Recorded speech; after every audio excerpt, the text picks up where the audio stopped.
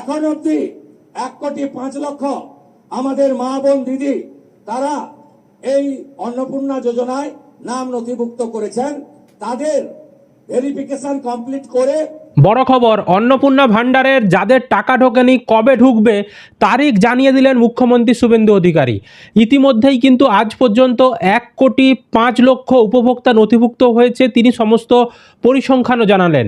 এবং যারা যারা আবেদন জমা করেছেন তাদের কবে টাকা ঢুকবে, কোন তারিখে টাকা ঢুকবে সেটাও তিনি কিন্তু জানিয়ে দিলেন। তো সমস্ত কিছু আমরা আজকের ভিডিওতে আলোচনা করব। এছাড়াও কারা টাকা পাবে না সেই শর্তও তিনি জানিয়েছেন। সমস্ত কিছু দেখতে থাকুন আজকের এই ভিডিওতে। তো অবশ্যই ভিডিওটি বেশি বেশি করে শেয়ার করে দিন, সকলেই যাতে এই গুরুত্বপূর্ণ খবরটি জানতে পারে। আর এই ধরনের তথ্য আপডেটগুলো সবার আগে পেতে চ্যানেলটিকে সাবস্ক্রাইব করে রাখবেন। আর ফেসবুক থেকে যারা ভিডিওটি দেখছেন অবশ্যই কিন্তু ফেসবুক পেজটিকে ফলো করে রাখবেন এই ধরনের আপডেটগুলো পাওয়ার জন্য। তো দেখুন, মুখ্যমন্ত্রী শুভেন্দু অধিকারী আমরা দেখেছি যে কালী সভাতে তিনি বলেছিলেন যে 79 লক্ষ উপভোক্তা তাদেরকে আজ পর্যন্ত 3,000 টাকা দিয়ে দেওয়া হয়েছে। কালকের সভা থেকে তিনি বলেছিলেন।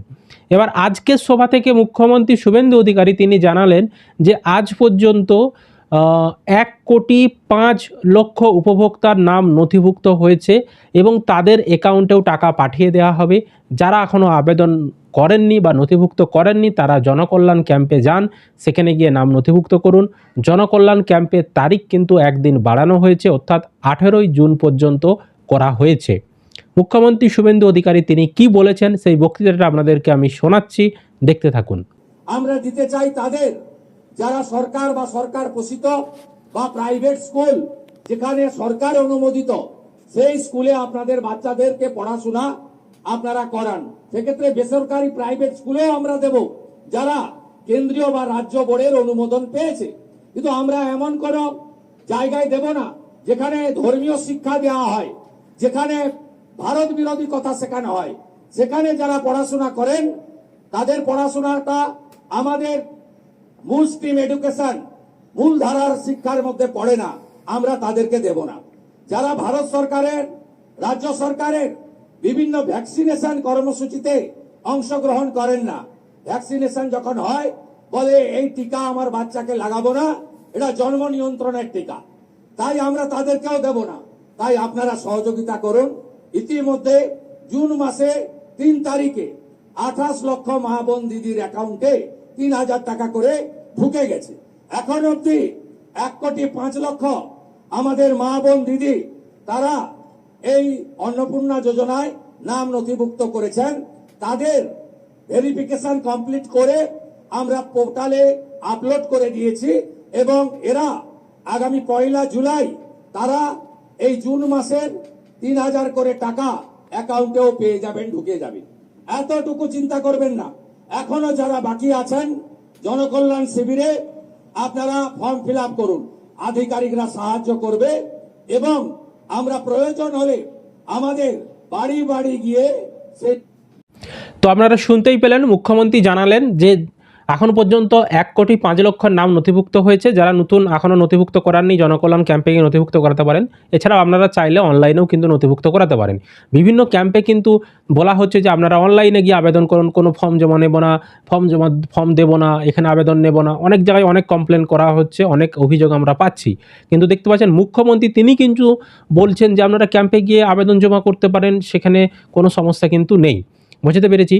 তো যাদের যাদের নাম নথিভুক্ত হয়েছে, যাদের এখনও টাকা ঢোকেনি তাদেরকে টাকা কিন্তু দেয়া হবে 1 জুলাই। ঠিক আছে, কবে না, জুলাই মাসের 1 তারিখে। এবং জুলাই মাসের 1 তারিখে যে টাকাটা দেয়া হবে সেই টাকাটা কিন্তু জুন মাসের টাকা আপনাদেরকে দেয়া হবে, সেরকমটাই তিনি জানালেন। অর্থাৎ জুন মাসের যে 3,000 টাকা যারা এখন আপনারা অনলাইন করে রেখেছেন তাদেরকে টাকা দেয়া হবে জুলাই মাসের 1 তারিখে। 3,000 টাকা আপনাদের ব্যাংকে ঢোকানো হবে, সেরকমটাই কিন্তু মুখ্যমন্ত্রী শুভেন্দু অধিকারী জানালেন। এছাড়াও তিনি কালকেও যেটা বলেছিলেন আজকেও বললেন যে নতুন যে শর্ত, যাদের ছেলে মেয়েদেরকে ভ্যাকসিন দেননি বা যাদের ছেলে মেয়েদেরকে সরকারি স্কুলে বা বেসরকারি স্কুলে বা সরকারি অনুমোদিত স্কুলে পড়াননি, সরকার অনুমোদন যে সকল স্কুলে অনুমোদন নেই সেই সমস্ত স্কুলে পড়িয়েছেন, মানে বিশেষ করে অনুমোদনহীন যে সকল মাদ্রাসা বা অন্যান্য স্থানে যেখানে পড়িয়েছেন সেই সমস্ত সন্তানের মায়েদেরকে তাদেরকে টাকা দেওয়া হবে না, সেরকমটাও তিনি কিন্তু বলতে চাইলেন। এছাড়াও তো আগে থেকেই শর্ত দেওয়া ছিল, যাদের নাম এসআইআরে বাদ চলে গেছে তাদেরকে টাকা দেওয়া হবে না, যাদের নাম ডিলিট হয়ে গেছে তাদেরকে টাকা দেওয়া হবে না। যে সমস্ত মেয়েরা ইনকাম ট্যাক্স দেয়, যে সমস্ত মেয়েরা সরকারি চাকরি করে, বেসরকারি চাকরি করে বা কোনো সংস্থায় চাকরি করে, মাসে মাসে মাইনে পায়, তাদেরকেও টাকা দেওয়া হবে না। এই শর্তগুলো কিন্তু আগে থেকেই দেওয়া ছিল এবং নতুন করে মুখ্যমন্ত্রী আবার এই শর্তগুলোও কিন্তু আরোপ করলেন। তো বোঝাতে পেরেছি আপনাদেরকে। তো আপনাদের কি মতামত অবশ্যই কিন্তু কমেন্ট করে জানাবেন, আর ভিডিওটি বেশি বেশি করে শেয়ার করে দিন সকলেই, যাতে এই খবরটি জানতে পারে। আর এই ধরনের তথ্য আপডেটগুলো সবার আগে পেতে চ্যানেলটিকে সাবস্ক্রাইব করে রাখবেন। ফেসবুক থেকে যারা ভিডিওটি দেখছেন পেজটিকে ফলো করে রাখতে ভুলবেন না।